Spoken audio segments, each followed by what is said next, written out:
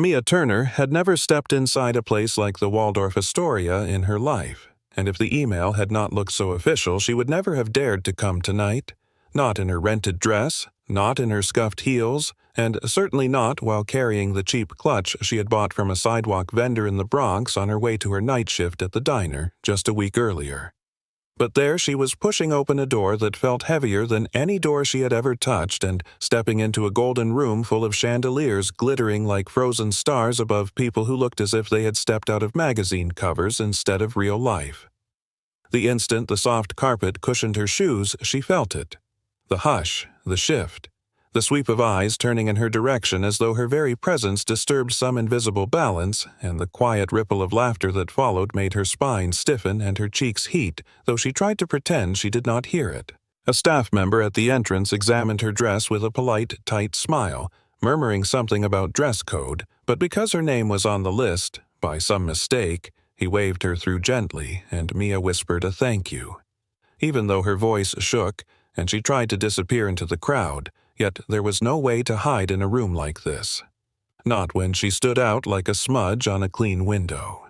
A volunteer usher found her before she had a chance to retreat and told her with a courteous uncertainty to follow him to her seat, and Mia went because she did not know what else to do, clutching the hope that maybe this mistaken invitation would let her ask someone, anyone, about the medication assistance program that had helped her son Eli last winter. She followed the usher past tables draped in white linens toward a long circular table near the stage.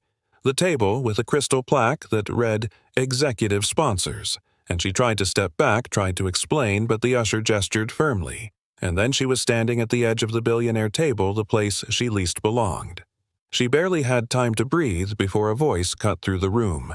Smooth, sharp, coated in expensive perfume and entitlement, and the sound was like a knife slipping between her ribs. "Sweetheart, that chair is not for people like you. Please get up. This table is for donors who actually matter." The woman who spoke, Eleanor Whitford, wife of the chairman, a queen in a designer gown, was looking at Mia as though she were a stain to be wiped away, and the people at the table chuckled under their breath, nodding as though Eleanor had said something witty instead of cruel. Mia felt every muscle in her body turn rigid and her skin prickled with humiliation so sharp she could barely swallow, and she stood up quickly, murmuring, "Sorry," even though she had done nothing wrong. Her fingers fumbling for her clutch as if she could hide inside it.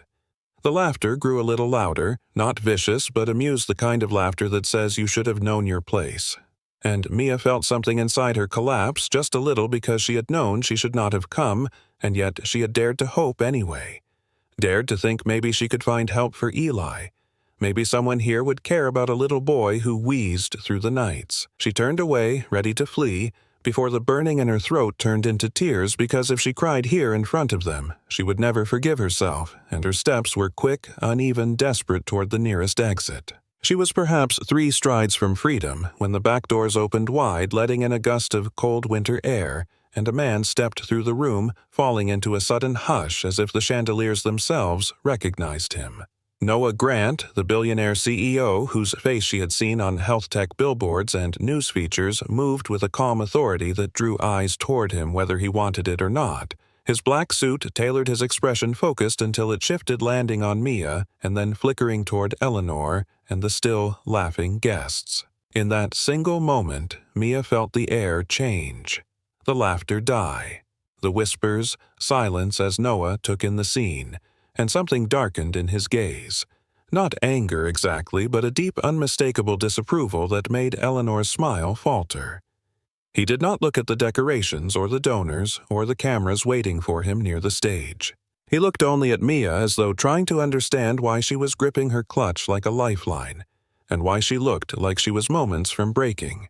And then, without a word, he began walking toward the table, each step steady, unhurried, and yet marked with a weight that made people instinctively straighten in their seats. Mia froze, unable to move, unable to decide whether to run or stay.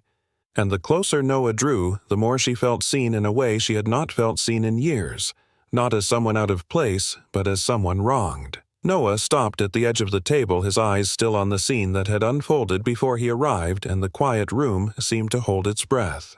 For a long, suspended second, Noah Grant said nothing, and yet the silence around him thickened like snowfall settling over a city, and Mia wished the ground would open beneath her and swallow her whole, because standing this close to him made everything worse: the humiliation, the shame, the knowledge that someone like him, someone whose name appeared in Forbes and whose innovation saved children's lives, was now staring directly at the woman who had just been told she did not matter. Eleanor Whitford recovered first, smoothing her gown and stepping forward with the confident calm of someone who had never been challenged in a room like this, her voice floating upward like practiced elegance as she said, "Noah, we handled the situation. She sat at your seat by accident."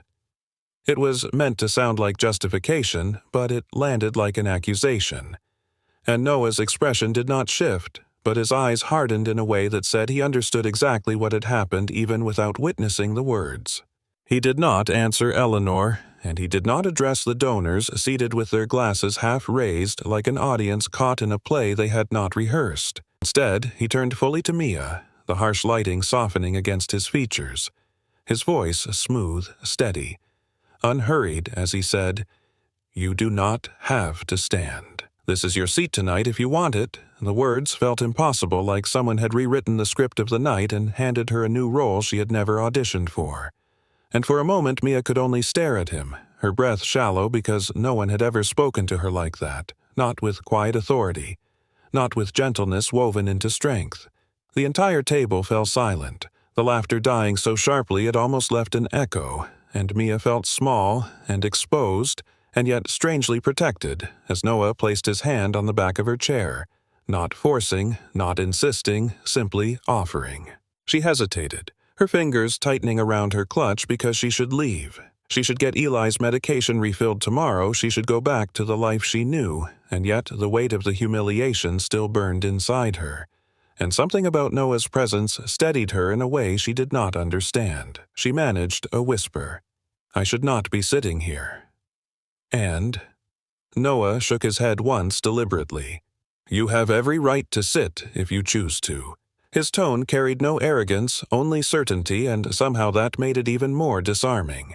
Slowly, as if afraid the chair might vanish beneath her, Mia eased back into the seat, and Noah waited with a patience that contrasted sharply with the stunned faces surrounding them before he sat down beside her close enough that she could feel the subtle steadiness of his presence like a calm heartbeat in the middle of a storm. He rested one hand on the table, then noticing how her fingers trembled, he placed his other hand gently over hers, just enough to anchor her, not enough to trap her. Her breath caught in her throat, the contact startling yet grounding, and this time no one at the table laughed. A server approached, clearly anxious about interrupting, but Noah lifted his gaze and the man nearly bowed before retreating. "You do not need to be nervous," Noah murmured, his voice low enough for only her to hear. "They only act powerful because they have forgotten compassion." Mia swallowed the truth of his words settling into her chest like something long missing, and she forced herself to take a slow breath. She glanced sideways at the crystal glasses, the elegantly plated appetizers, the guests watching them with contained shock, and whispered, "You do not even know me." Noah's jaw flexed faintly, and he replied, "I know enough. I know what I saw the moment I walked in. Something unfair happened to you. No one should have to face that alone." She blinked quickly, trying to keep her composure, the humiliation fading, but not forgotten, replaced now by something warmer, something she did not dare name. The donors shifted awkwardly as if waiting for Noah to rejoin their world of polite conversation, but he made no move to leave her side. After a moment, he lifted his chin toward the table, his voice smooth but cool as he addressed them all. "She is my guest." There was no room for argument in those words, and an uneasy murmur traveled around the table as if each of them suddenly remembered that Noah Grant built empires and dismantled them with equal ease, that he was not simply the figurehead of the night, but the reason they were all here: craft cocktails, tuxedos, designer gowns and all. Eleanor attempted a smile, stretching it too tight across her perfectly made face. "Of course, Noah," she said too sweetly. "We meant no offense." Noah's eyes flicked to her, and the faint glint there tightened the air again. "Intent matters less than impact," he replied calmly, and Eleanor lowered her gaze. The orchestra resumed softly in the background, violins threading through the tension like a balm. But Mia felt her pulse still racing, a chaotic mix of disbelief and fear and fragile rising hope. Noah leaned closer, his voice still soft. "If you would prefer to step outside for a moment, we can leave the table." Mia thought of Eli asleep at home in their small apartment, his inhaler always by his bedside, and the reason she had come, the reason she needed help, the reason she had forced herself to walk into this world of glass and marble. She shook her head gently. "I want to stay just long enough to ask someone about the medication program." Noah nodded once as though the answer pleased him. "Then we stay."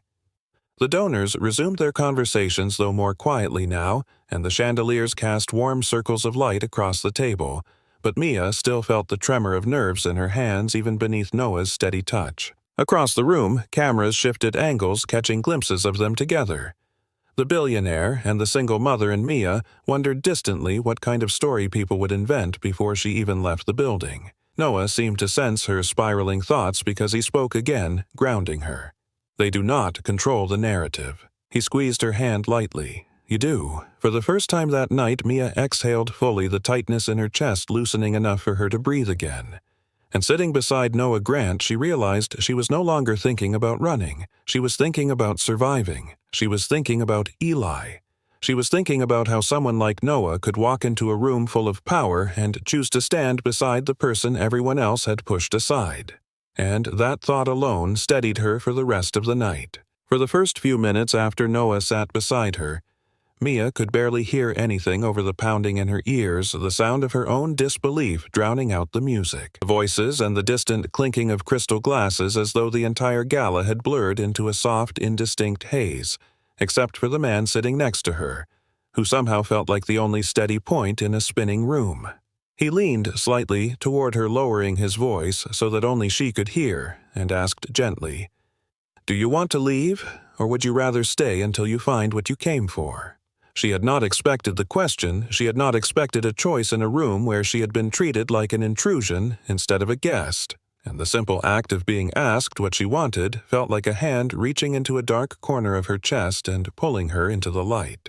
She thought of Eli, of the nights he struggled for air, of the medication she barely managed to afford. Even with assistance, the reason she had forced herself to step into this world, and after a moment she whispered, "I should stay." Noah nodded once, as though her answer mattered, as though it carried weight and value. "Then we stay." The whispering resumed around them, low, soft, but pointed, the kind that pricked at the edges of Mia's confidence like needles disguised as curiosity. She kept her eyes fixed on the tablecloth, tracing the pattern with her gaze until a new presence approached the table. A woman in a midnight blue suit, impeccably tailored, her posture sharp, her expression composed but undeniably assessing. Victoria Hale was not a woman Mia recognized, but everyone at the table seemed to straighten when she arrived, including Eleanor, who shifted her chair, subtly creating space for her, as though acknowledging an unspoken hierarchy. Victoria leaned down, speaking into Noah's ear with the quiet authority of someone accustomed to managing power. "Your reputation matters tonight," she murmured. "Do not let a mistake follow you." It was not loud enough for the whole table, but Mia heard every syllable, each one slicing cleanly through her fragile composure, and she swallowed hard, unable to keep her shoulders from tightening. Noah did not turn toward Victoria. Instead, he continued slicing the salmon on his plate with deliberate calm, as though her warning were nothing more than a breeze passing by. "I appreciate your concern, Victoria," he said evenly, "but I decide my own reputation." Victoria's eyes flicked toward Mia, a brief evaluation. Cool, quick, and cutting, before she straightened without another word and walked toward a group of investors waiting near the stage. In her wake, the pressure at the table thickened, the whispers shifting again from ridicule to speculation, the kind that made Mia's stomach twist. She felt trapped between two worlds, one that mocked her for daring to exist in it, and one she had never imagined would open even a single door for someone like her. When the first course arrived, Mia forced herself to eat, even though the food tasted like air, her throat still tight from the earlier humiliation. Noah noticed her discomfort and spoke softly. "It is all right to feel overwhelmed. They have forgotten what it is like to be human." Mia blinked at his words, not expecting the honesty threaded through them. You make it sound like you are not one of them, she said, barely above a whisper. Noah's expression softened, the faintest hint of a smile touching the corner of his mouth. I am not. I grew up in a town with one grocery store and 2 streetlights. My father worked double shifts at a factory. My mother cleaned houses. Their entire lives were spent trying to keep me healthy when hospital bills threatened to swallow everything. Mia's eyes widened. You were sick. Noah's jaw tightened with memory. Asthma. Severe. I spent nights in emergency rooms because we could not afford preventive medication. His gaze dropped to her hands, still trembling slightly. So, I understand more than you think. The words settled over her like a soft blanket, and for the first time she allowed herself to breathe a little deeper. Maybe you do, she murmured. Noah lifted his wine glass politely, declining the server's offer to refill it before glancing toward the stage where the host announced his upcoming speech.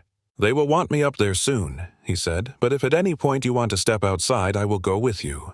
Mia shook her head quickly. I need to stay until I find someone from the assistance program. I cannot afford Eli's inhalers without it. Noah paused, his eyes flickering with an emotion she could not quite name. Worry, frustration, determination. Maybe all 3, but he simply nodded. You will not leave without the help you came for. I will make sure of it. Moments later, the lights dimmed slightly, signaling that the program was about to begin.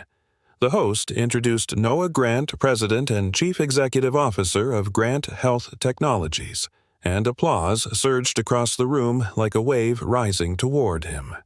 He stood, smoothing his jacket, and before walking toward the stage, he leaned in close enough that Mia felt the warmth of his breath against her cheek as he whispered, Do not let them decide your worth.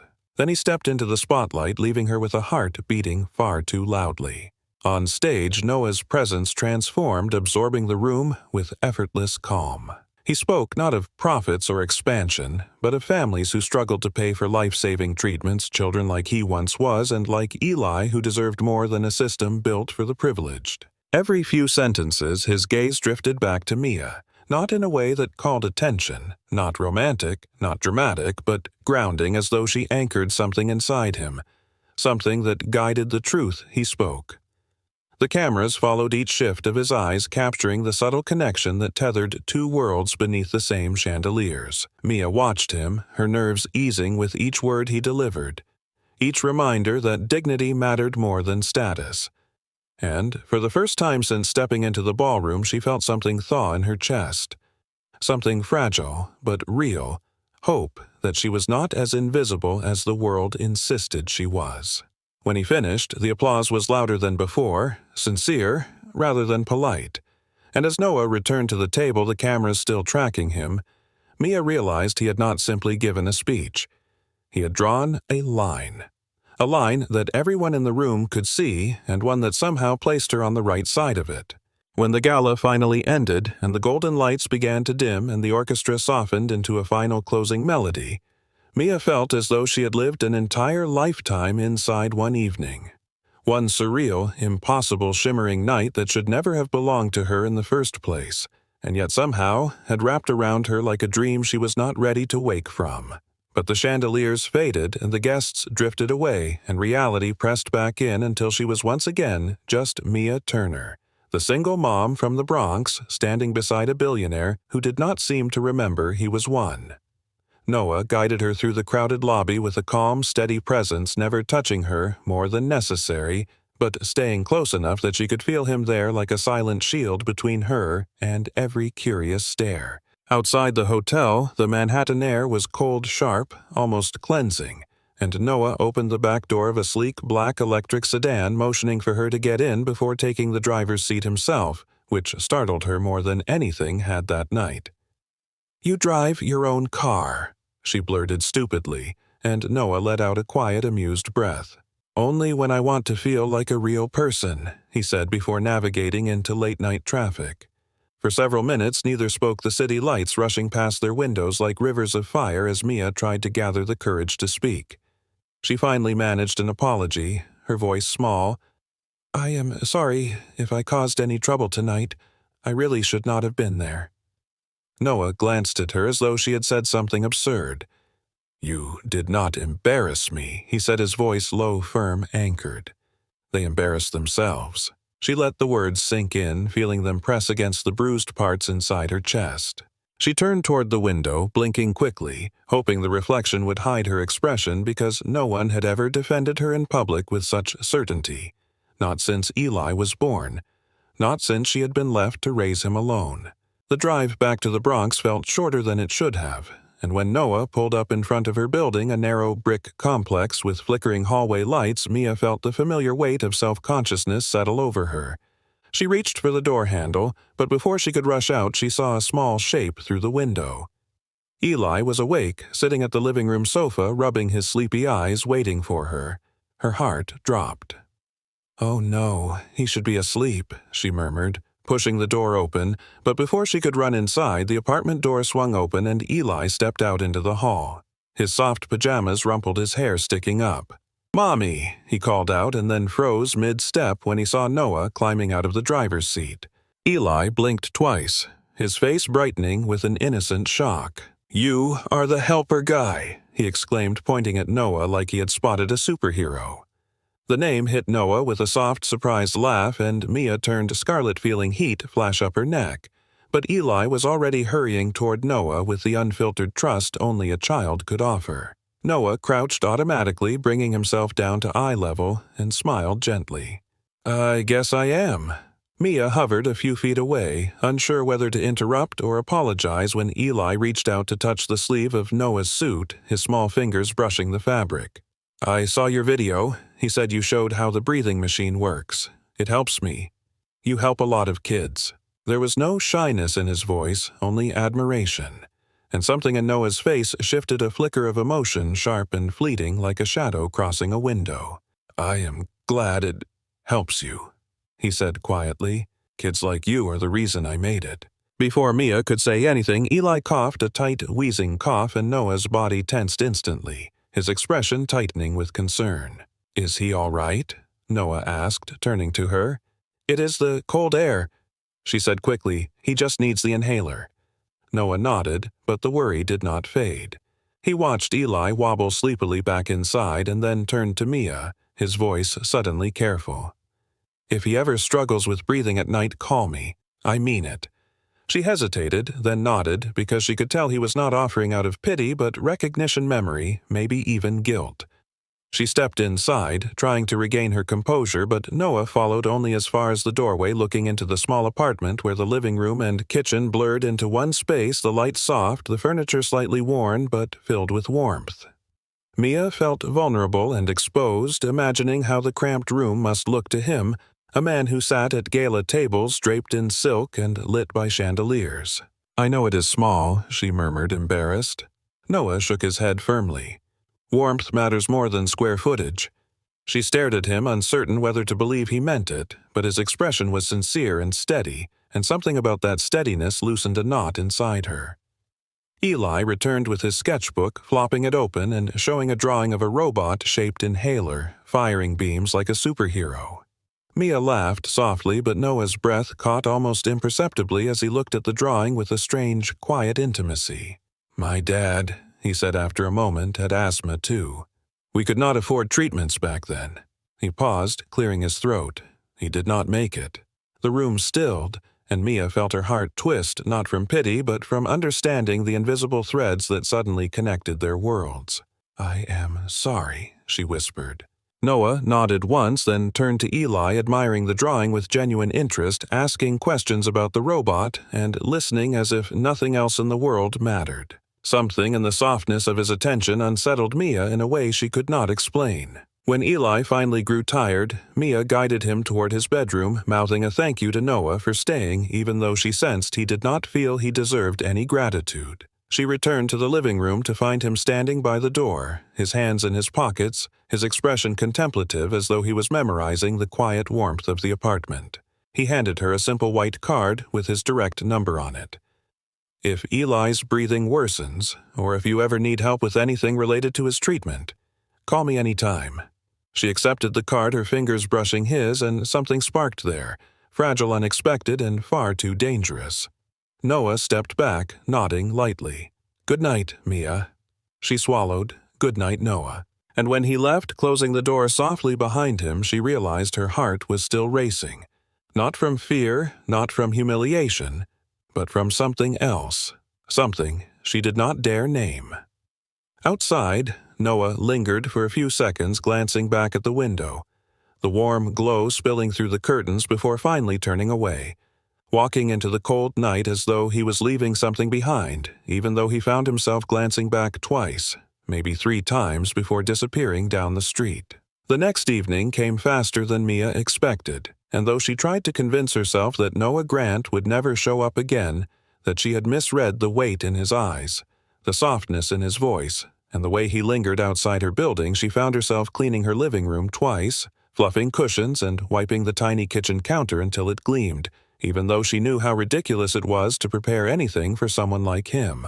She told herself it was for Eli, who liked the apartment tidy when doing his drawings, and she kept repeating this until she almost believed it. But when a knock sounded on her door at exactly 8:30, her breath caught in her throat, and all the arguments she had rehearsed vanished. She opened the door expecting to see perhaps a delivery driver or a neighbor, but instead there stood Noah in a dark coat dusted with the chilled air of early winter, holding a small toolkit and a brown paper bag from a local bakery, the kind she never bought from, because everything cost too much. "Hi, Mia," he said softly as if entering a sacred place, and she blinked in confusion, unsure how to process the sight of a billionaire in her dimly lit hallway. "What are you doing here?" she asked, because it was the only question her mind could produce. "You mentioned your nebulizer is old," he said, holding up the toolkit, "and I thought maybe I could take a look." She stared at the bag in his other hand, and the bakery box. Noah shrugged, looking almost shy, which seemed impossible. "I figured visiting your home empty-handed would be rude." She did not know whether to laugh or hide her face, but she stepped aside, letting him in, and felt the familiar embarrassment rush through her as he entered the small apartment, one that held childhood drawings on the fridge, mismatched plates on the drying rack, and the slight lingering scent of Eli's vapor rub. Noah walked inside quietly, his eyes scanning the space with an expression not of superiority or pity, but warmth. The kind of warmth that recognized how much effort she put into making a small, crowded place feel like a home. "It is cozy," he said genuinely, and Mia felt her cheeks warm. "That is the polite word for small," she said lightly. Noah shook his head. "Cozy is the word for lived in with love." She swallowed hard, her lungs tightening a little because she had never heard anyone describe her home that way. Eli peeked out from his bedroom door, rubbing sleep from his eyes. "Is the helper guy here again?" he asked, blinking up at Noah. Noah knelt down instantly, bringing himself eye level in a way that made something inside Mia melt even before he spoke. "I came to check your breathing machine," he said gently. "Want to help?" Eli nodded excitedly, grabbing his robot inhaler drawing from his shelf and running over, while the two of them moved toward the small corner where the nebulizer sat. Mia watched them with a mixture of awe and nerves. Noah carefully examined the machine, his brow furrowing as he unscrewed the top panel and tilted the device in his hands. "This model is more than 10 years old," he said quietly. "It should have been replaced a long time ago." Mia folded her arms tightly, trying to defend herself even though he had not accused her of anything. The program only covered basic rentals, she said, and the donation center had nothing newer. Noah paused, glancing at her with eyes that softened not with pity, but with understanding. "I know," he murmured. "I grew up with machines like these. They do not always work when you need them most." Eli climbed into Noah's lap without hesitation, pointing at a small gear and declaring it the robot power core, and Noah chuckled a deep, warm sound Mia had not heard from him before. "You are brilliant," Noah told him, and Eli giggled proudly. The small apartment filled with the soft domestic warmth of something almost too fragile to touch, and Mia found herself leaning against the wall just watching the two of them together, wondering how life had shifted so quickly in ways she could not explain. After a few minutes, Noah reassembled the machine and ran a test. "The output is weak," he said, "but it will work for now. I will help you apply for the assistance program again, and if they do not respond fast enough, I will find another option." Mia shook her head quickly, panic flashing through her. "Noah, you cannot. I cannot owe you anything." He looked up sharply from the nebulizer, his expression steady. "Helping your son is not something you owe me for.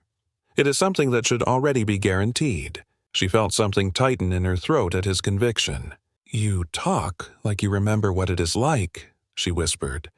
He lowered his gaze, the faintest shadow crossing his features. "I do. More than I care to admit." For a moment, neither spoke, the silence heavy but not uncomfortable, and Mia realized she was beginning to see pieces of the man behind the headlines, behind the speeches and the gala lights. He stood after a while, brushing dust from his pants, and turned toward the small kitchen where Eli had already opened the bakery box wide, revealing 3 perfect pastries topped with powdered sugar. "Are these for us?" Eli asked, as though he had been handed treasure. Noah smiled softly. "Only if your mom says yes."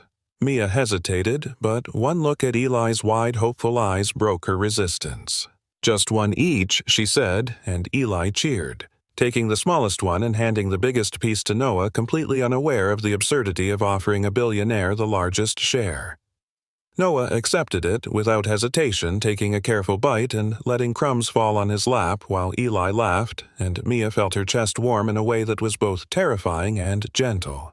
After dessert, Eli climbed back into his room, humming to himself, and Mia began clearing the small table, but Noah reached out, touching her wrist lightly, stopping her. "Let it be," he said softly. "Sit with me for a moment." She hesitated, then sank into the chair across from him, and he studied her with a quiet intensity that should have made her uncomfortable but instead made her feel strangely seen. "You work nights," he said softly. "Do you ever sleep?" She shrugged sometimes. He leaned back, thinking for a moment. "You are carrying too much alone," he said. "The world should not be built that way." Her eyes prickled unexpectedly, but she blinked the feeling away, not wanting him to witness the cracks in her armor. "You barely know me," she said. Noah considered her carefully. "I know enough to see that you are strong and tired, and someone needs to help you carry the weight." She wanted to argue, but the sincerity in his voice left her without words. When Noah finally stood to leave, it was nearly 2 in the morning, and the neighborhood outside was quiet and cold.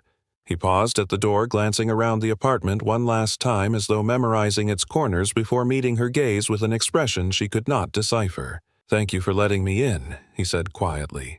She managed a small smile. "Thank you for fixing the machine."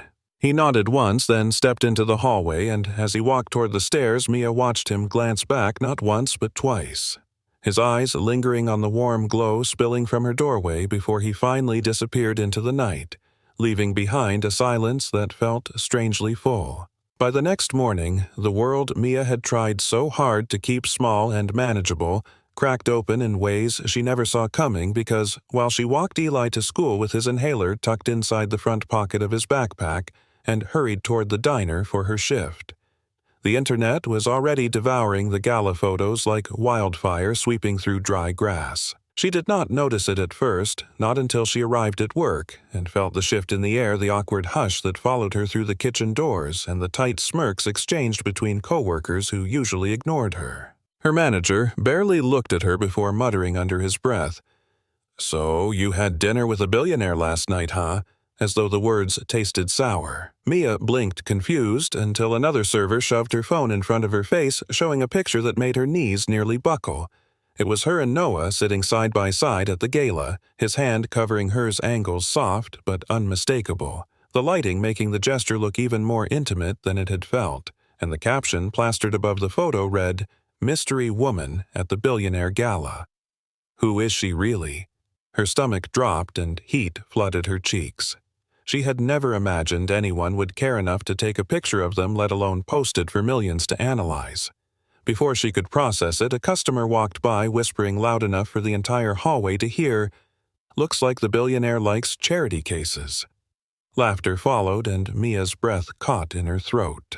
She wanted to sink into the tile floor, disappear, become invisible again. Anything but this unwanted spotlight that twisted her into a caricature she never asked to play. Meanwhile, in a glass tower high above the city, Noah Grant was being called into Conference Room 3, where board members and senior executives waited with tight expressions and carefully arranged concern. Victoria Hale stood at the front, her arms crossed, a tablet in hand, her face unreadable. As Noah entered, she tapped the screen projecting headlines onto the wall like battlefield flags. Noah Grant photographed with mystery woman at exclusive gala. Billionaire seen holding hands with unknown single mother. Investors question CEO judgment before merger. The tension in the room was thick enough to slice. Noah remained calm, leaning against the conference table, his expression composed as the room buzzed with thinly veiled accusations. Victoria kept her voice low, but razor sharp. "You cannot be involved with someone who jeopardizes investor trust," she said.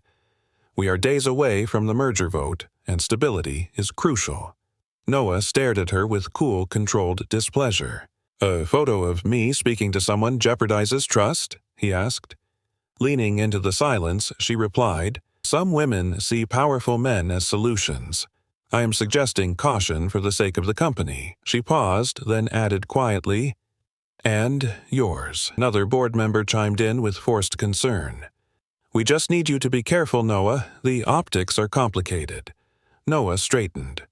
"Optics change depending on who is holding the camera." Victoria did not flinch. "You know as well as I do that the investor's daughter has admired you for years. Her family supports the merger. A public connection between you could solidify that influence." Noah's jaw clenched. "Stop right there. I have no interest in forming relationships to secure votes." Victoria held his gaze unblinking. "And I have no interest in watching you destroy your own legacy because you are distracted." That was enough. Noah pushed away from the table, his voice controlled but colder than the city skyline. "I am not discussing my personal life in a boardroom." He left before anyone could respond, and the door clicked shut behind him with the weight of a warning buried inside it. By late afternoon, the whispers had multiplied. Mia was washing dishes at the diner when two coworkers passed behind her intentionally loud. "Can you believe it? She probably planned the whole thing. Women like her always chase the rich ones." Mia's chest tightened, a sour knot forming inside her, and when her manager pulled her aside, his face stiff, she already knew what was coming. "The attention you're getting," he said, choosing each word carefully, "is creating disruption in the restaurant. Customers are talking more about you than the menu. We cannot have that." She stared at him. "Is this because of a picture?" He sighed heavily, avoiding her eyes. "You should take your things, Mia. We have to let you go." It felt like being gutted standing there with dishwater still clinging to her hands, but she swallowed the lump rising in her throat, held her chin steady, and left the diner without arguing because she could not afford to break, not now. She walked home in a fog, the world blurring around her until she reached the cracked steps of her apartment building and sat down, pressing her palms to her eyes, trying to keep the panic from swallowing her. Her phone buzzed with unknown numbers, texts from strangers' messages she did not want to read. Billionaire chaser, gold digger, opportunist, words that stabbed without mercy. She turned off the phone, tossing it beside her as tears threatened to slip free, but she refused to cry in public. Not here, not like this. She sat frozen until footsteps approached, slow, intentional, and familiar enough that her breath hitched. She lifted her gaze, and there was Noah standing in front of her, still in his suit from the morning, but with an expression she had not seen on him before, something raw, something quietly furious. "I saw the headlines," he said, his voice low, "and the comments." Mia shook her head, trying to keep distance. "Noah, you cannot be here. You are making everything worse." The corner of his mouth tightened, but he did not back away. "You do not deserve to face this alone." She clenched her fists. "I cannot lose any more, Noah. I just lost my job. Eli saw paparazzi outside his school today. This is not normal. This is dangerous. For him, for me, and for you." Noah's eyes hardened in a way that made her chest twist. "I do not care about danger," he said. "I care about what is right." She met his gaze, and the hurt inside her burst through. "Then, please," she whispered, voice breaking, "stop helping me. You are making my life harder." The words felt like knives even as she said them, slicing cleanly through the fragile connection forming between them. Noah inhaled sharply, pain flickering across his features before he masked it with practiced calm. "If that is what you want," he said. voice soft but trembling at the edges. "I will respect it." He looked at her one last time as though memorizing the shape of her face, the hurt in her eyes, the way she clutched the railing as if it were the only thing keeping her upright. Then he stepped back, turned, and walked away, disappearing into the cold evening shadows. And Mia stood on the steps, shivering in the gathering dark, feeling the weight of her own choice crushing her, even though she had said it to protect the one thing that mattered most, Eli. The night Mia's world tilted began quietly with the soft hum of the old radiator and the faint glow of a street lamp flickering through the blinds, casting thin bars of light across Eli's bedroom door, while Mia sat at the small kitchen table, sorting through bills she already knew she could not pay. The silence felt heavy, the kind that presses against your ribs until you cannot tell whether the ache is from fear or exhaustion, and she kept checking the clock every few minutes, waiting for her heartbeat to steady after the chaos of the day. But it never did. She finally rose to peek into Eli's room, finding him curled beneath his faded superhero blanket chest, rising and falling in the shallow, uneven rhythm she had memorized too well. The rhythm that sometimes shifted into something dangerous, something life-altering. She brushed his hair gently, praying tonight would not be one of those nights. She should have known better. Around 4 in the morning, she jerked awake at the sound of a cough sharp and tight, the kind that scraped the air from his lungs, and she leapt from the couch in panic. Eli sat upright, his eyes wide with fear, both hands pressed to his chest as he struggled for breath, the wheezing high-pitched and desperate. Mia grabbed the inhaler, shaking it hard, whispering, "It is okay, baby. Just breathe for me." But when she pressed the mask against his face, the machine sputtered weakly, almost useless, and Eli's breaths came shorter, faster, more frantic. The room blurred around her as cold terror flooded her veins. She fumbled for her phone, her hands shaking so violently she almost dropped it. She could call an ambulance, but response times were unpredictable, and she could not risk waiting. She could call the program office, but they would not answer until morning. She could call no one. Except she knew exactly who would answer, even though she had told him to stay away, even though every logical part of her screamed not to involve him. Her thumb hovered for half a second before she pressed Noah's number. The phone rang once, twice, then his voice came through low alert, heavy with sleep, but instantly focused. "Mia, what is wrong?" She choked out the words. "It is Eli. He cannot breathe. The machine is failing. I do not know what to do." Noah did not hesitate. "I am on my way. Do not wait outside. Keep him upright. Keep talking to him. I am coming." She barely had time to gather Eli in her arms when she heard a car screech to a stop outside the building and heavy footsteps pounding up the stairs. Noah burst into the apartment, coat unbuttoned, breath visible in the cold air, his expression fierce with worry. "Give him to me," he said, already crossing the room. Mia handed Eli over as Noah positioned him carefully, holding his tiny body with instinctive experience, keeping him elevated while checking his breathing with gentle, steady hands. "We need to get him to the ER now," he said, already moving toward the door. Mia grabbed her coat, rushing after them as Noah carried Eli down the stairwell, cradling him close, murmuring soothing words meant to calm the panic in the boy's eyes. The moment they reached the car, Noah settled Eli in the back seat. Mia climbed beside him, and Noah drove faster than she imagined a man like him ever would. Every red light a threat, every second too long. "Breath, baby," Noah said softly. "Keep breathing. You are safe. Mom is here. You are safe." The words were meant for Eli, but Mia felt them too, wrapping around her like a fragile shield against the terror clawing at her chest. At the hospital, everything blurred. Nurses rushed forward, pulling Eli from her arms, hooking him to monitors, oxygen flowing, and she stood frozen at the edge of the room, her heart slamming against her ribs, unable to breathe until she felt a hand on her back, grounding her. Noah stood beside her, silent, steady. His presence a wall against the fear threatening to swallow her. Hours passed in fragments. Doctors in and out. Questions asked and answered, machines beeping at constant intervals until finally the doctor approached with a tired, kind smile. "He is stable now," the doctor said. "The cold triggered a severe flare-up. He needs a new machine immediately. Mia nodded, numb relief flooding her so suddenly she swayed. Noah caught her elbow, steadying her without a word. They were placed in a small observation room where Eli slept curled beneath a thin hospital blanket, his breaths soft and even now.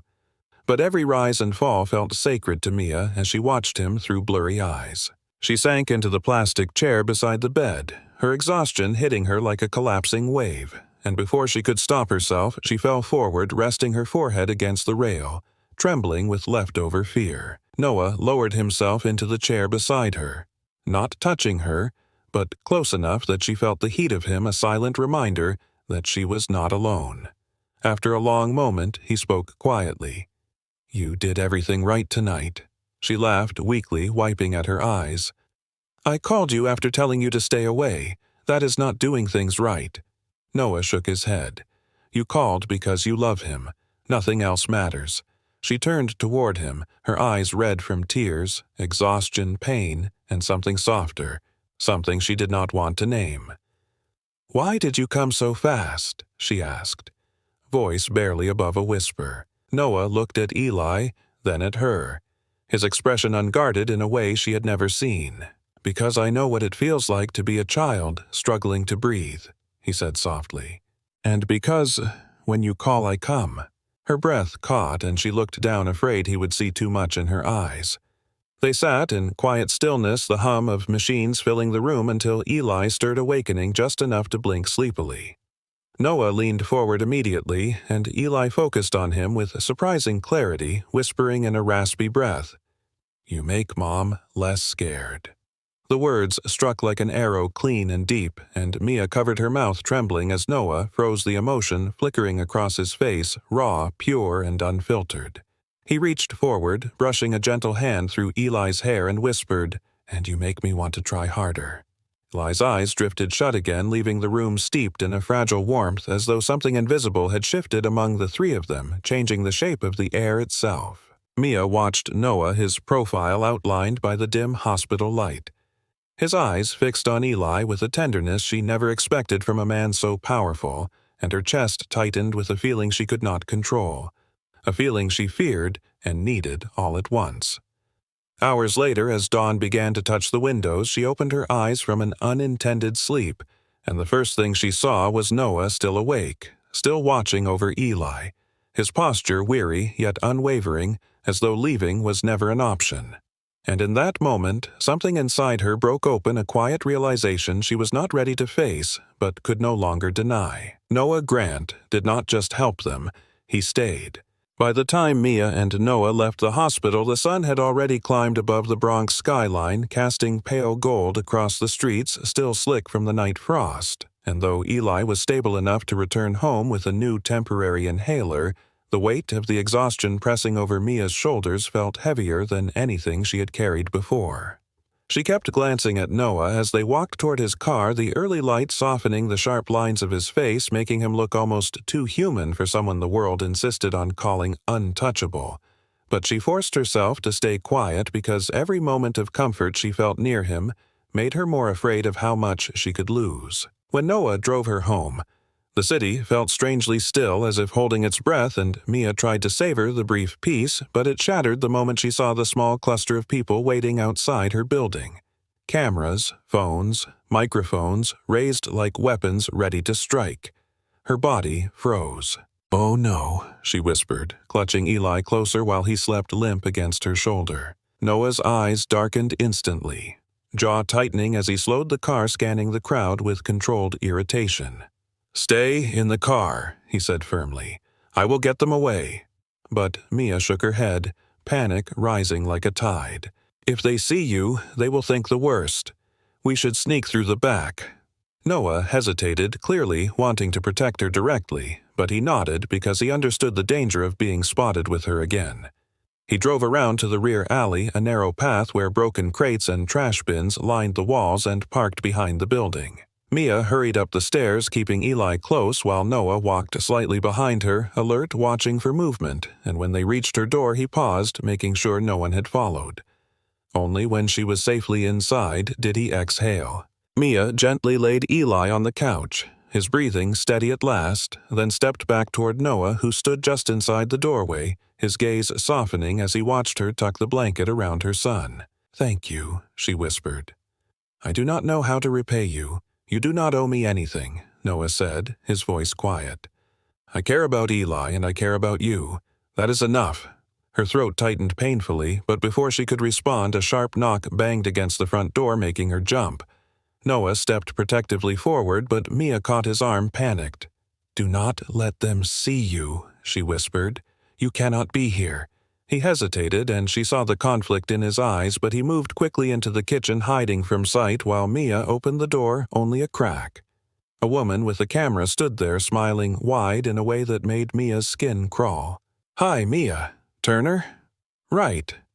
We are doing a story on your relationship." Mia slammed the door before the woman could finish and locked it, her breath shaking. "This is out of control," she whispered. Noah stepped out from the shadows, his expression carved with frustration. "They should not be here." Mia pressed her hands to her forehead. "Please, Noah. You being here will just make it worse." He froze at the words, and she hated the way his face flickered with hurt even for a moment. "I will make sure you are safe," he said after a moment. "I will talk to security teams near the building. I will do whatever it takes." She shook her head.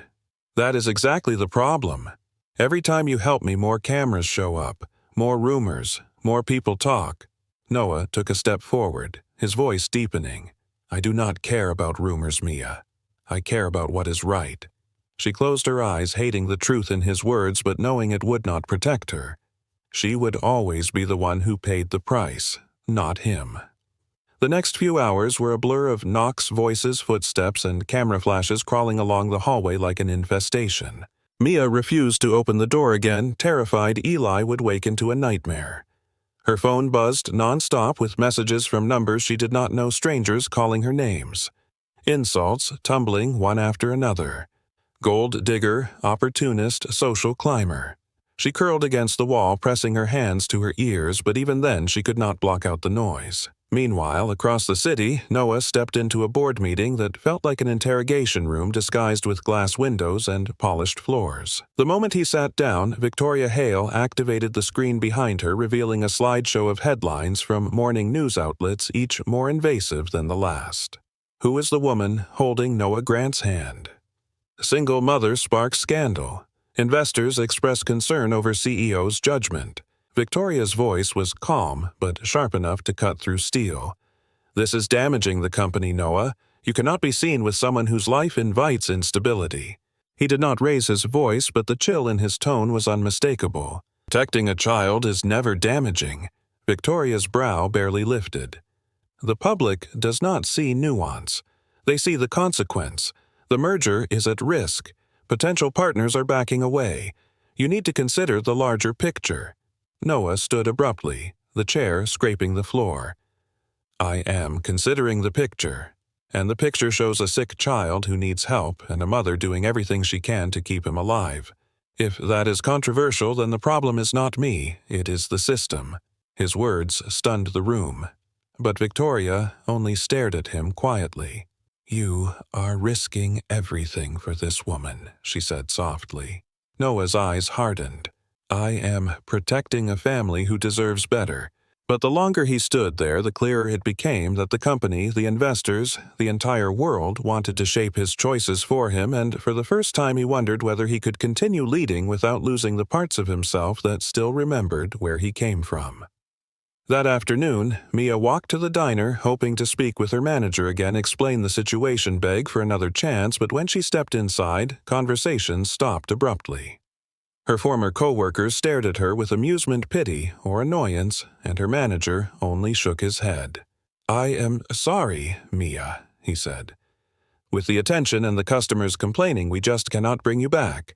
She nodded mutely, feeling the humiliation crawl under her skin again. She left without saying another word, walking blindly down the street until her legs ached, until she could no longer hold the tears in, and then she ducked into an alley, letting herself cry in silence where no one could see except the cold bricks and the fading daylight. When she returned home, she found Noah waiting near the back entrance, hands in his pockets, face shadowed with concern as he stepped toward her quietly. "I know you asked me not to come," he said gently, "but I could not leave you alone today." She shook her head, voice cracking. "I cannot do this, Noah. I cannot let you destroy your life for someone like me." He stepped closer, his voice grounding. "You are not destroying anything, and you are not someone like anything. You are Mia, and you matter." She wanted so badly to believe him, wanted to lean into the warmth he offered, but the fear inside her was louder. "Noah," she whispered, trembling. "Please, I cannot take any more damage." He inhaled slowly as if bracing against a blow. "If walking away helps you, I will. But do not ever think this is your fault." The pain in his voice sliced into her, but she forced herself to turn away because Eli deserved safety, even if she had to break her own heart to protect him. Noah lingered in the doorway, the light catching the grief in his eyes before he finally stepped back, swallowed his own hurt, and left, disappearing into the night where the world he commanded waited to demand more sacrifices. She was terrified he might be willing to make. The video appeared online before Mia even knew a camera had been pointed at her that night at the gala, a shaky clip barely 30 seconds long, but sharp enough to slice open old wounds and expose every moment she wished she could erase.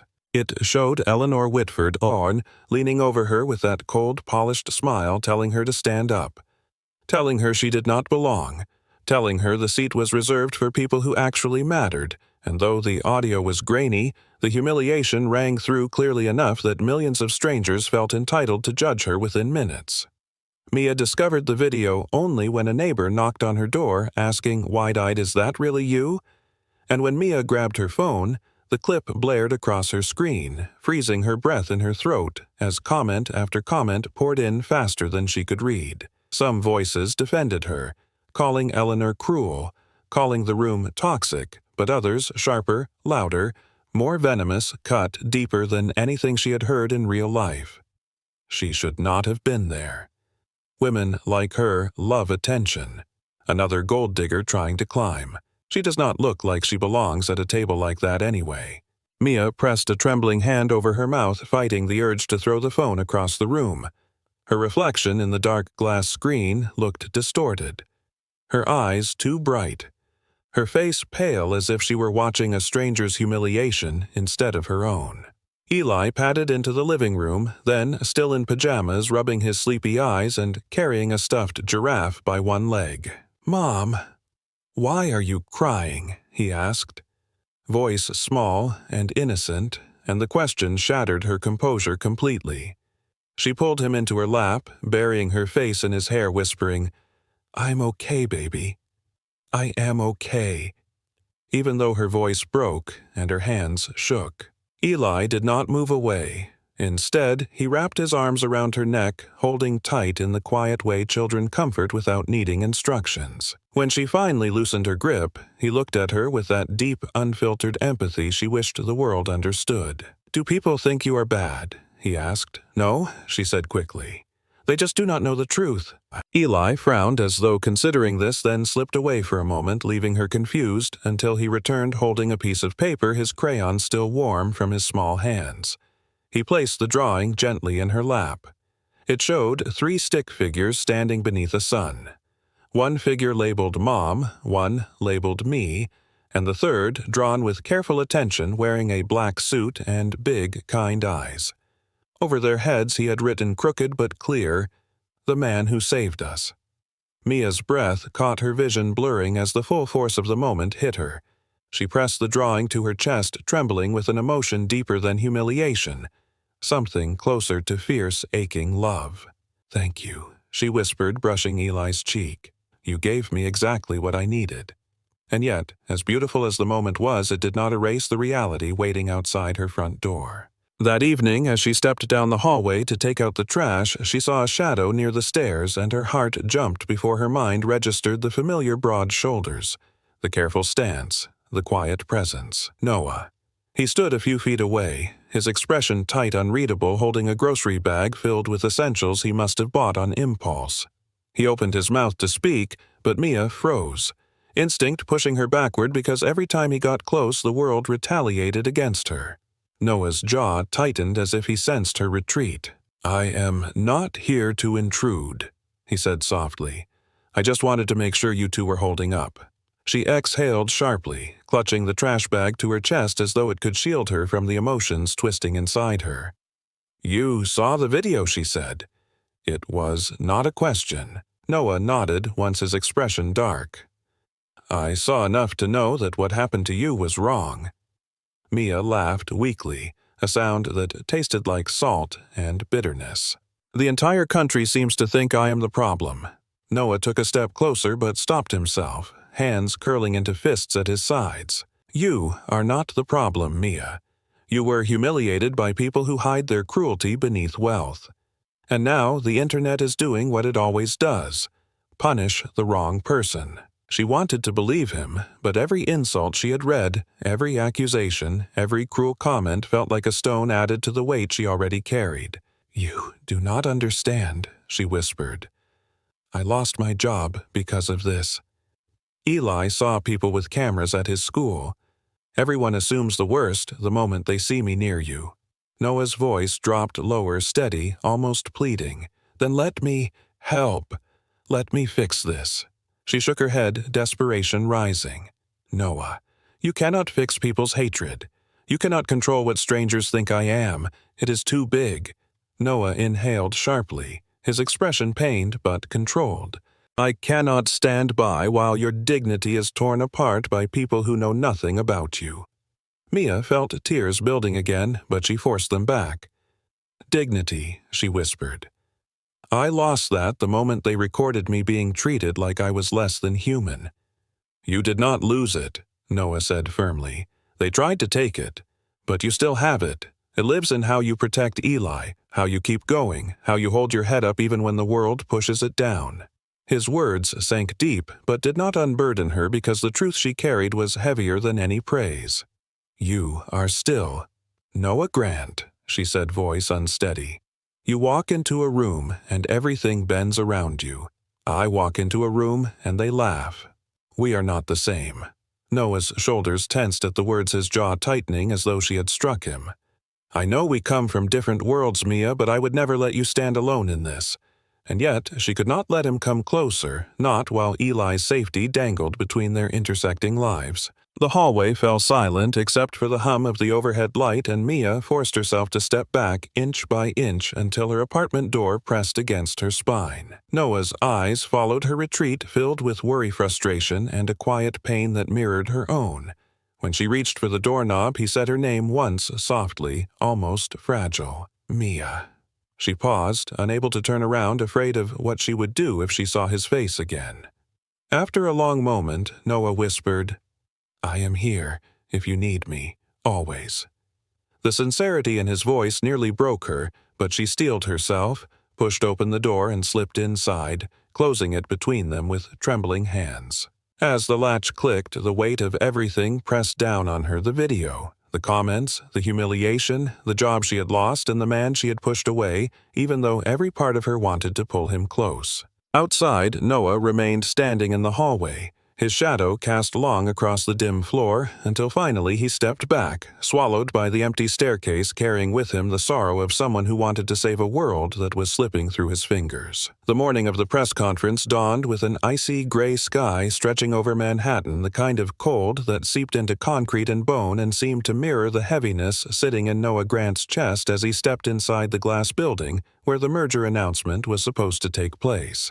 Cameras lined the entrance, journalists clustered behind barricades like restless waves, and the moment he appeared, every lens pointed toward him, firing rapid shots as though trying to carve him into a headline before he even reached the door. Inside the lobby, executives buzzed with the poised nervousness of people who cared more about stock prices than human truths, their clipped greetings echoing across marble floors and bouncing off polished metal columns. But Noah did not hear any of it. All he could hear was the tremor in Mia's voice the night she told him to stop helping her, the way she clutched the doorknob as though it were the only thing keeping her upright.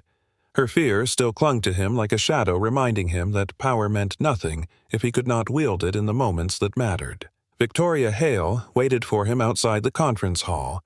Her arms crossed her stance, precise and controlled like always.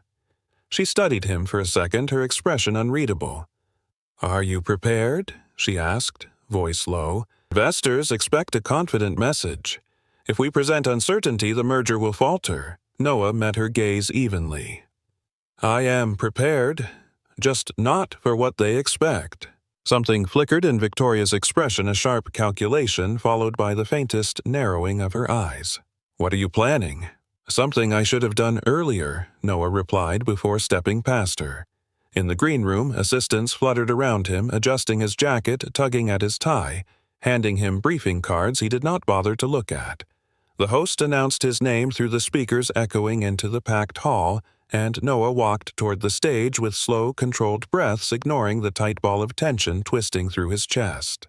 The applause when he appeared was brisk professional, the sound of people expecting a stable, controlled corporate statement. Noah stood at the podium adjusting the microphone and looked out over the audience, the investors, the donors, the executives, the journalists waiting to dissect every word he spoke. For a moment, the room blurred, fading into shapes and shadows until his vision sharpened, focusing on one memory: the night Mia sat at his table shaking from humiliation, her dignity ripped away by people too wealthy to recognize cruelty. He inhaled. "Thank you all for being here." His voice carried steady, measured, practiced, but underneath the calm, something heavier thrummed quietly, waiting to rise. "We are gathered today to discuss the upcoming merger, but I cannot begin by talking about numbers. Not today." A ripple spread through the hall, murmurs stirring like a shift in the wind. Noah continued. "I want to speak about something else first, something more important." He paused, letting the silence settle before he said her name without saying it, letting the truth land on its own.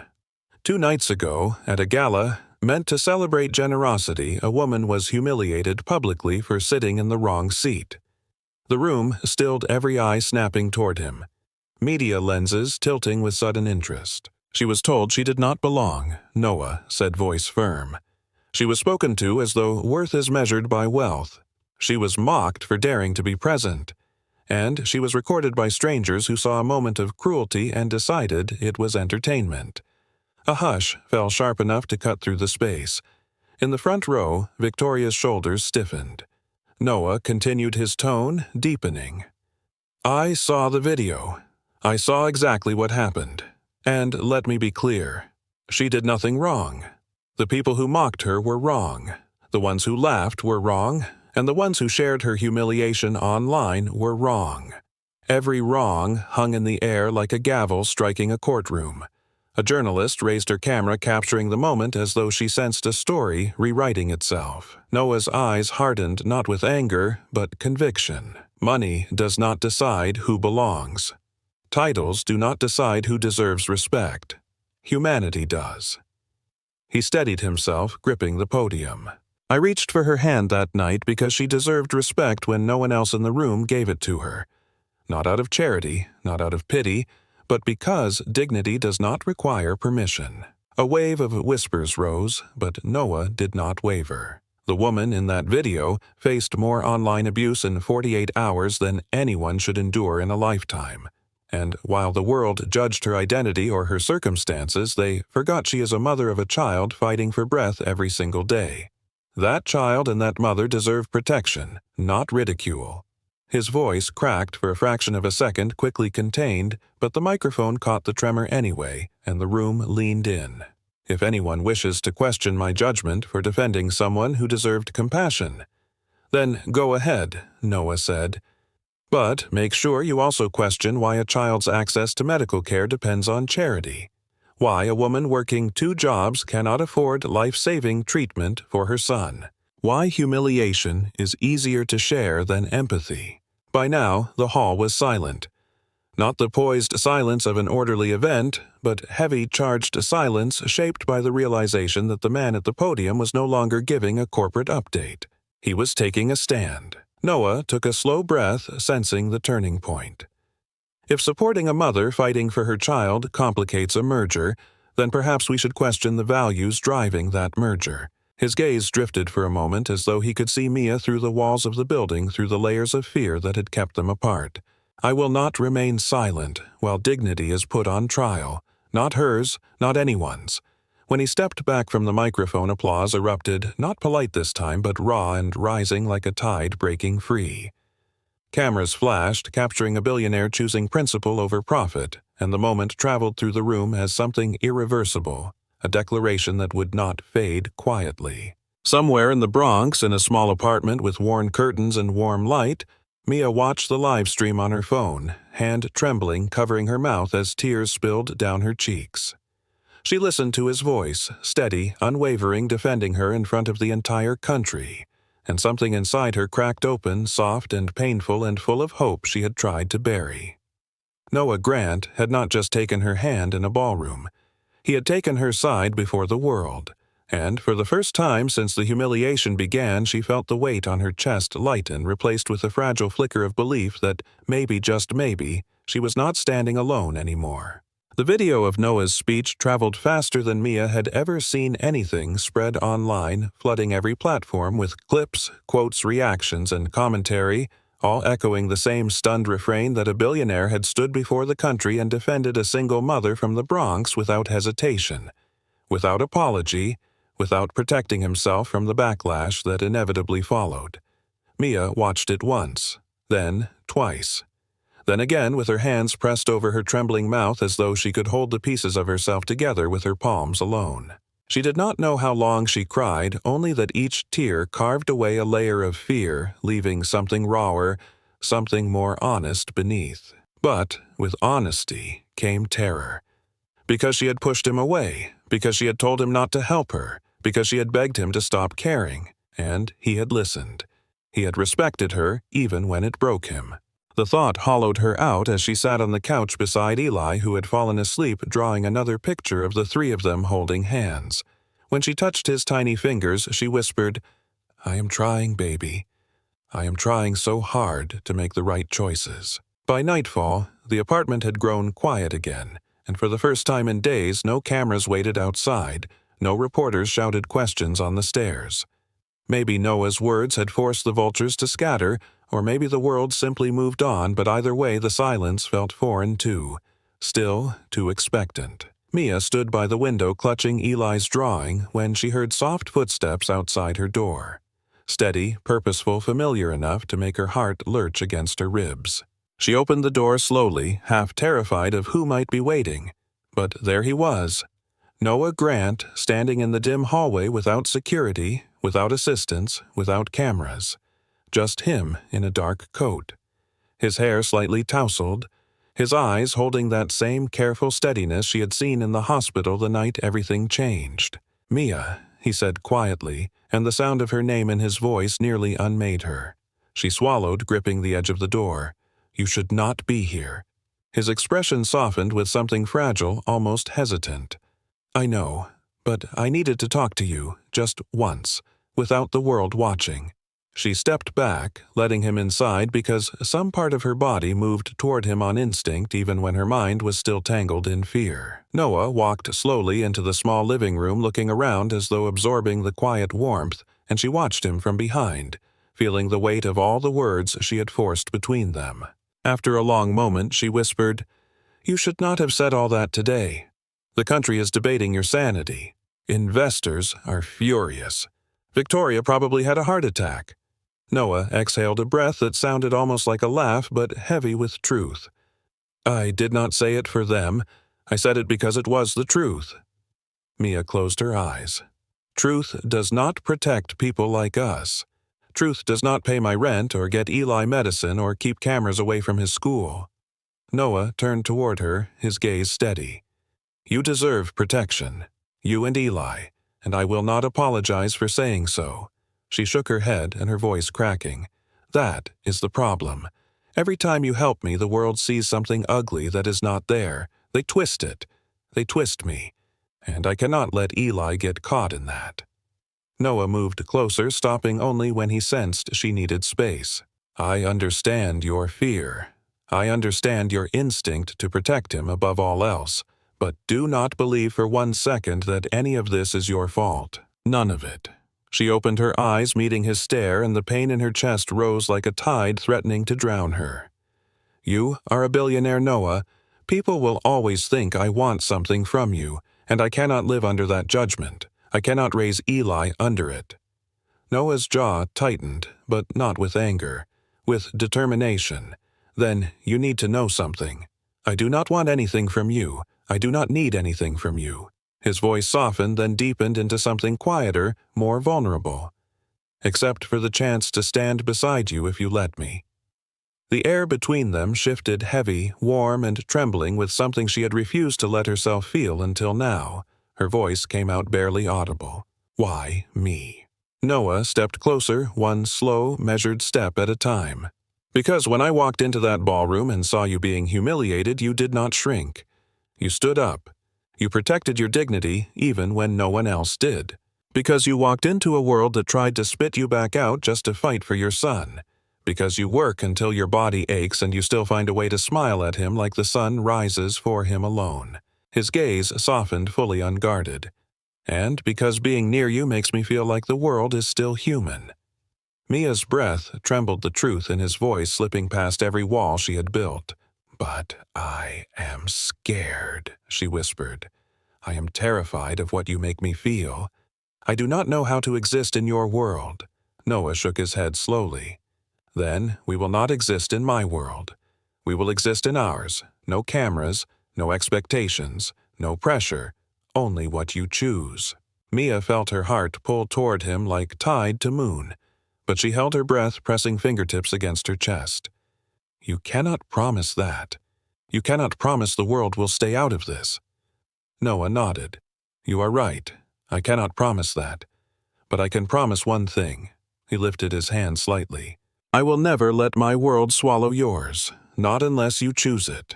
She stared at his hand, not touching yet, waiting, offering, not demanding, and something inside her finally cracked open, fully soft enough to feel the truth she had been afraid of. Slowly, with a trembling inhale, she stepped closer, closing the distance inch by inch, until she was near enough to feel the warmth from his skin. Her hand hovered trembling above his for a long, fragile moment, and then she placed her fingers in his palm, barely touching, but enough to make Noah exhale a breath that sounded almost like relief, like gratitude, like the first hopeful note of something beginning. He closed his fingers gently around hers, not claiming, not pulling, simply holding the way someone holds something breakable and precious. When she looked up at him, she whispered the truth that had been growing inside her since the night he defended her in front of the world. "I choose this. Not because I need you, not because you saved us, but because you respect me." Noah's eyes softened with something so deep she had to look away. "Respect is where love begins," he murmured, echoing words he had spoken before. She felt her pulse flutter fast but steady. "Then maybe this is a beginning." Noah squeezed her hand, the smallest, warmest promise. "Only if you want it to be." She tightened her fingers around his. "I do." And for the first time she did not feel like the woman who had been laughed at in a ballroom. She felt like someone who finally belonged somewhere in the quiet, steady warmth of the hand that held hers. For the first time in months, Mia woke up without that familiar tightness curled beneath her ribs, the kind that made every morning feel like a battle she was already losing. Instead, she woke to the soft hum of her small Bronx apartment, the faint clatter of Eli rifling through his crayons, and the quiet knowledge that Noah would be stopping by after work. Not with flowers, not with grand gestures, but with books for Eli or takeout containers. They would eat straight from the box because that was the kind of life they were slowly building. Not glamorous, not staged, just real. It began with small choices, the kind that seemed insignificant until they formed a pattern. Noah never asked her to visit his penthouse even once.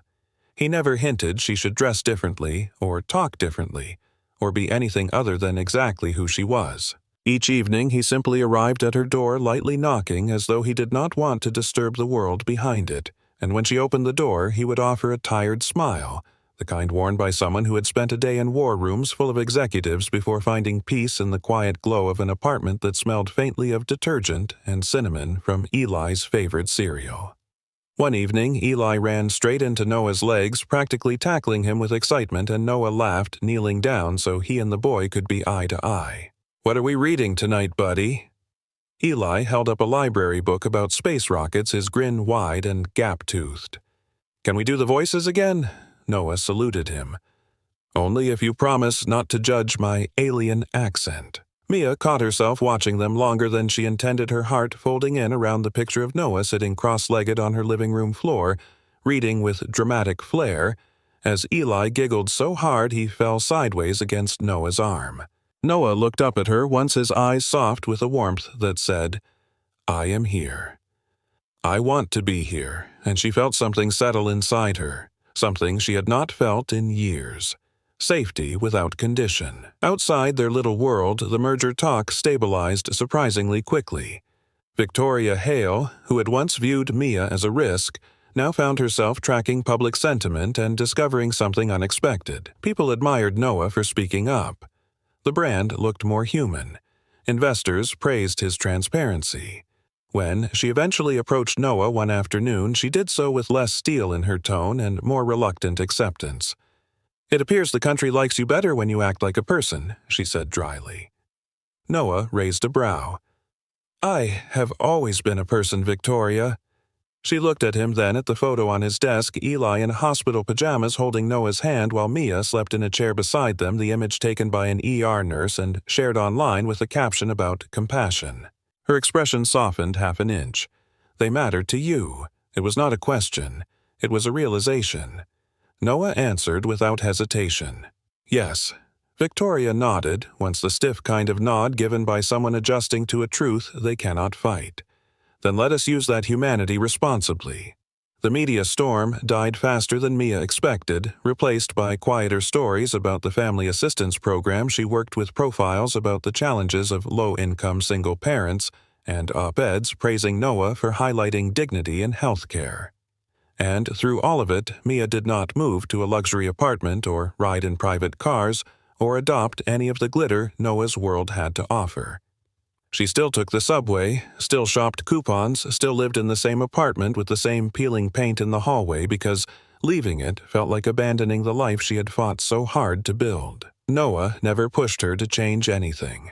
Instead, he arrived at her door at the end of long days, his tie loosened exhaustion in his shoulders but something softer in his eyes every time he saw her. They built a routine from scratch. Thursday nights were pizza nights, with Eli insisting they each choose a different topping and Noah dutifully pretending pineapple on pizza was not a personal attack. Sunday afternoons were for walking in the small park behind their block where Noah once confessed, "You know, I never knew quiet could feel like a privilege." And Mia replied softly, "Quiet is where people show who they really are." On rainy days, they visited the tiny bookstore near the corner where the owner, an elderly man with thick glasses, always set aside children's books for Eli.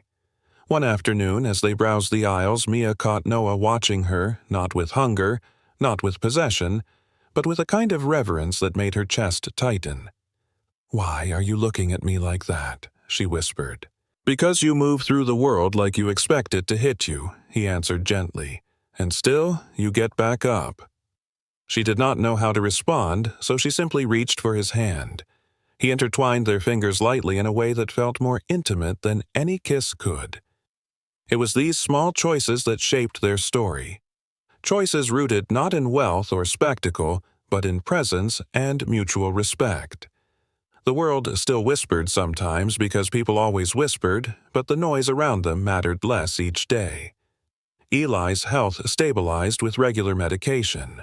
Noah quietly covering the cost only after Mia finally agreed, but only under one condition, that her contribution was included, even if it was symbolic. "If this is a team effort," she had insisted, "I get to stand on my part of the ground." Noah smiled softly. "Then we build on it together."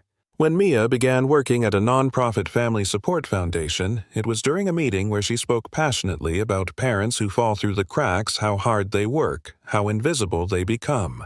The director looked at her, then at her resume, then at her fire, and simply said, "We need people who speak like that." Noah did not take credit, and Mia knew he never would, because he had not rescued her. He had stood beside her until she was ready to walk forward on her own. One night, as she locked the front door after seeing Noah out, she felt her heart swell with quiet certainty, the kind that did not shout or declare itself with fireworks. just a simple, steady truth resting in her chest like warm light. "You respected me first," she whispered through the door, and love grew from that. The next morning, when Noah knocked again with coffee for her and chocolate milk for Eli, she opened the door with a smile that held no fear, no hesitation, only the gentle acceptance of a life built with quiet choices and the man who chose it with her. 1 year later, the chandeliers at the Waldorf Astoria glowed just as brightly as the night Mia had first stumbled beneath them, but everything else felt impossibly different. The air no longer tasted of fear. The room no longer hummed with quiet cruelty. And Mia Turner no longer walked in like an intruder trying not to be noticed. She stepped through the entrance in a deep emerald dress, simple, elegant, borrowed again but from a friend this time, not a rental shop. Her hair was pinned loosely, her hands trembling only slightly as she held Eli's tiny fingers with one hand and the program booklet with the other. She had been invited tonight not as a mistake and not as a seat filler, but as an honored guest recognized for the work she had done with the Family Resilience Foundation, where she now managed outreach programs for single parents navigating medical instability. Her name printed on the program had felt unreal when she first saw it. The black ink, a kind of validation she had once believed would never be hers to claim. And then there was Noah. He stood at her side, his suit tailored his presence unmistakable yet somehow softer than he used to be. A year of choosing a different kind of life had changed him, too. He carried less armor now.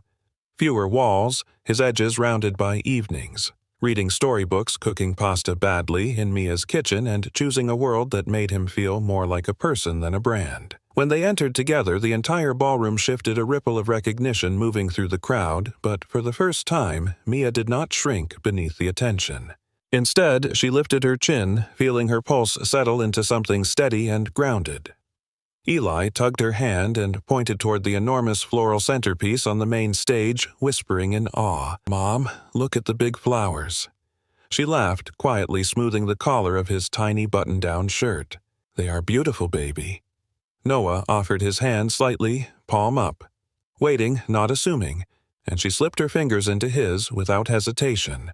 They walked to their assigned table near the stage, a table marked "Reserved for Award Recipients," and the sight made Mia's throat tighten.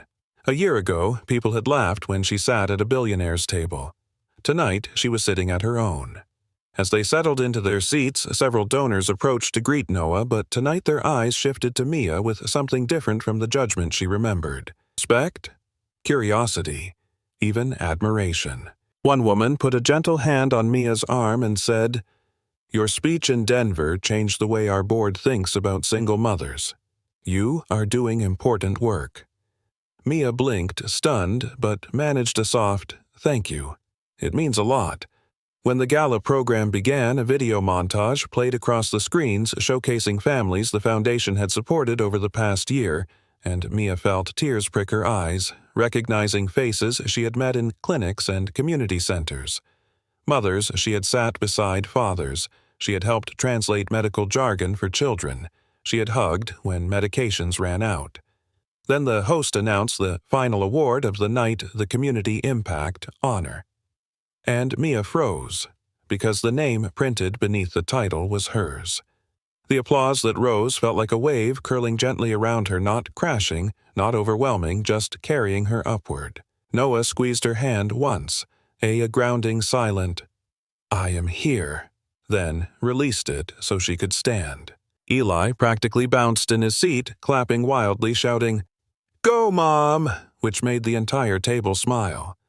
Mia walked toward the stage, her legs trembling but her heart astonishingly calm. When she reached the podium, the host handed her the award, a glass sculpture shaped like an open hand lifting a smaller one. The symbolism hit her so hard she had to inhale slowly before speaking. She looked out at the ballroom, not at the chandeliers or the gowns or the icy smiles she once feared, but at the faces of the people who were finally listening. She took a breath. "A year ago, I walked into a room like this and felt like I did not belong. I felt small, invisible, out of place. Tonight, I stand here because someone reminded me that dignity does not belong to the wealthy or the powerful. It belongs to every human being." Mia paused, her gaze drifting instinctively toward Noah, who watched her with the kind of pride that softened every sharp memory she still carried. And because that reminder changed me, I now spend my days reminding others, especially parents who feel forgotten or ashamed or alone, that they matter, that their battles matter, that their families deserve hope. Her voice wavered. I am here tonight because kindness can change a life. Respect can rebuild a broken one. And love, the quiet, steady kind, can make a home where there was once only fear. When she finished, the room rose to its feet in a standing ovation that blurred through her tears. She stepped away from the microphone, barely holding herself together as she descended the stage steps, gripping the glass award to her chest. Eli ran toward her, nearly tripping, and threw his arms around her waist, shouting, "Mommy won." She laughed through tears, hugging him close. "Yes, baby, we won." Noah approached slowly, giving her space to breathe before brushing a tear from her cheek with the back of his knuckle. "You were extraordinary," he murmured. She smiled up at him, a soft, grateful, radiant smile. "You taught me that I belonged." Noah shook his head gently. "No, Mia. You always belonged. You just needed the world to see it." Eli tugged their hands together and said, "Come on, we sit together this time, just like I drew." Mia laughed, looking down at the little boy who had unknowingly painted their future long before either adult dared to imagine it. They walked back to the table, hand in hand with Eli skipping ahead, and as they sat down, the cameras clicked, catching the image of the three of them silhouetted beneath the golden light, a small family unit formed not by wealth or status, but by the quiet choices that had carried them forward. Mia looked around the room, feeling none of the fear she once had. Instead, she felt rooted, steady, warm. "This time, I know I belong," she whispered. Noah took her hand beneath the table, his thumb brushing her knuckles. And this time the whole room knew it too. If you are still here listening to Mia's journey, then take a moment, just one quiet breath, because what you just witnessed was not a fairy tale built on perfection or wealth or glittering chandeliers. It was a story about dignity, about second chances, about choosing respect over spectacle and love over fear. And if any part of her journey touched you or reminded you of someone in your life, then this is the moment I want to speak directly to you. Stories like this one do not just entertain. They remind us of the power we hold in the smallest choices, the ones no one sees. The choice to defend someone who is being humiliated. The choice to stand beside someone instead of standing above them. The choice to believe that love grows not from luxury, but from kindness. And if those choices moved you, if you found yourself cheering for Mia or hoping for Noah or smiling when Eli held their hands, then I want to personally invite you to become part of this community, the one I am building with you with every story I release. This channel is more than a place to listen to drama or heartbreak or redemption. It is a home for people who believe in quiet strength, in real love, in redemption arcs, and in second chances that ignite something deeper inside us. So here is what you can do right now if you want to help these stories reach even more people who need them. First, tap like. It seems small, almost invisible, but it tells the algorithm, hey, people care about stories that lift others up. That matters more than you know. Second, subscribe if you have not already, so you never miss another story like this one. I promise you more journeys filled with emotional undulation, more characters who fight for dignity, more romance that grows slowly, carefully, beautifully, in the spaces most people overlook. Third, share this video with someone who needs a reminder that being seen is powerful, that being respected is healing, that love, the real kind, shows up quietly and consistently just like Noah did for Mia and Eli. Maybe they are a single parent. Maybe they are rebuilding after heartbreak. Maybe they are just trying to survive another day in a world that can feel too heavy. You never know whose life might soften because you shared a story. And lastly, I want to hear from you in the comments. This is the part I love most. Tell me where you are watching from. Tell me which moment hit your heart the hardest. Was it the humiliation in the ballroom? Was it the hospital night? Was it the hand she finally took when she chose respect over fear? Or was it that moment in the epilogue when Mia walked on stage not as a shadow, but as a woman who finally knew she belonged? I read your comments every single day, and your words shape the next story I write. You are not just viewers. You are part of how these stories come to life. So tell me your city, your state, your country. Tell me something about your journey, your hope, your healing. And if you stayed until the end of this story, let me know by commenting one word. Belong, because that is the message I hope travels far beyond this video. Thank you for being here, for supporting this channel, for believing in stories that remind us of our humanity. And if you are new, welcome to the family. I cannot wait to share the next story with you. Until then, be kind to someone today, even in a quiet way. You never know what door it might open. If you are ready for the next story, just say, "Next story, please."